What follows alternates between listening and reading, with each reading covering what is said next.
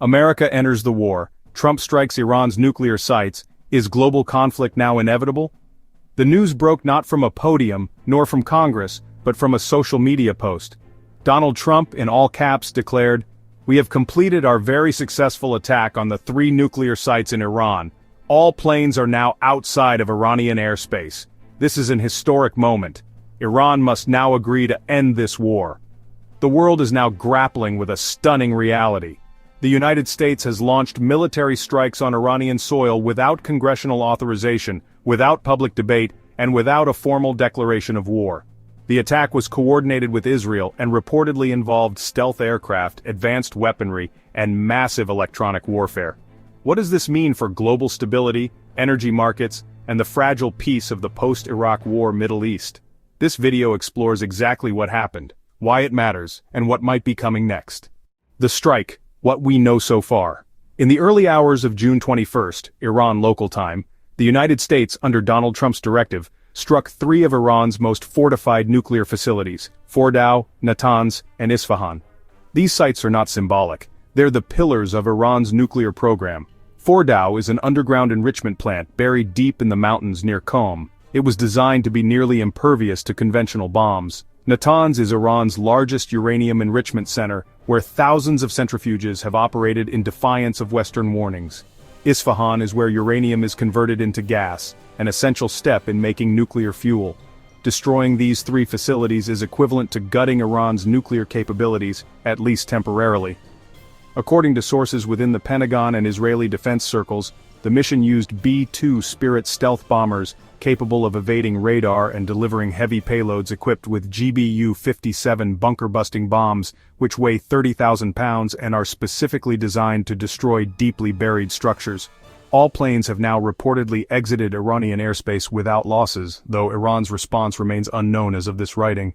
Silent skies, electronic warfare in action. Following the strike, reports began emerging from Iranian civilians and international monitors of a communications blackout across central Iran. GPS signals were scrambled, cell networks went down, and radios fell silent. This level of disruption is consistent with a U.S. military tactic called wide-spectrum jamming, likely carried out by Navy EA-18G Growler jets flying support missions. Such jamming is designed to disable radar and missile guidance systems, confuse Iranian air defenses, delay any immediate response or counterattack. The operation was executed with military precision, but the geopolitical fallout may be far less contained. Oil, war, and the Strait of Hormuz. One of the most immediate and dangerous consequences of the attack is the risk of Iran retaliating by closing the Strait of Hormuz, a narrow waterway through which nearly 30% of the world's seaborne oil supply flows. If Iran makes good on this threat, which it has raised in the past, oil prices could explode overnight. A barrel of crude currently sells for around $75. If Hormuz is blocked, prices could shoot to $130 or higher. American consumers could see gas prices rise from $3.75 to over $7 per gallon. Inflation, already a concern in Western economies, would surge globally. Developing countries that rely on affordable fuel would face devastating economic shocks. Even if the blockade lasts only a few days, the ripple effects would be felt worldwide, from Wall Street to West Africa. War without Congress, the constitutional crisis. One of the most troubling aspects of this event is the total absence of congressional authorization. Trump, despite being out of office for over 4 years, is reportedly exercising emergency war powers through declarations made during his second term. But legal experts are raising red flags. Under the War Powers Resolution of 1973, the president may only deploy armed forces into hostilities under a declaration of war, specific statutory authorization, a national emergency created by an attack on the United States. None of those conditions currently apply. Congress was not consulted, no emergency was declared by Iran, no direct threat to U.S. soil was reported, yet bombs have been dropped, and America is at war. Why these sites? Why now? In choosing to strike Fordow, Natanz, and Isfahan, the Trump administration was targeting Iran's ability to produce weapons-grade uranium, a move that appears to have dual motives: to cripple Iran's capabilities and to demonstrate strength to allies and enemies alike. However, it is worth noting that Fordow was built into a mountain to specifically survive this kind of attack. Iran has rebuilt Natanz before. It may do so again. Destroying Isfahan affects uranium processing, but Iran likely has redundancy built in. This may slow Iran's nuclear program, but it will not erase it. What it will almost certainly do is escalate the conflict. Trump's double standard on war.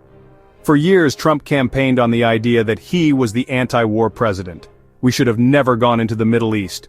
I was the first president in decades who didn't start a war. He also accused previous presidents, particularly Barack Obama, of planning military actions in the Middle East for political points. In 2013 he tweeted, "Remember that I predicted a long time ago that Obama will attack Iran because of his inability to negotiate properly, not skilled. Now Trump appears to be doing the very thing he once condemned, and the hypocrisy is not lost on critics."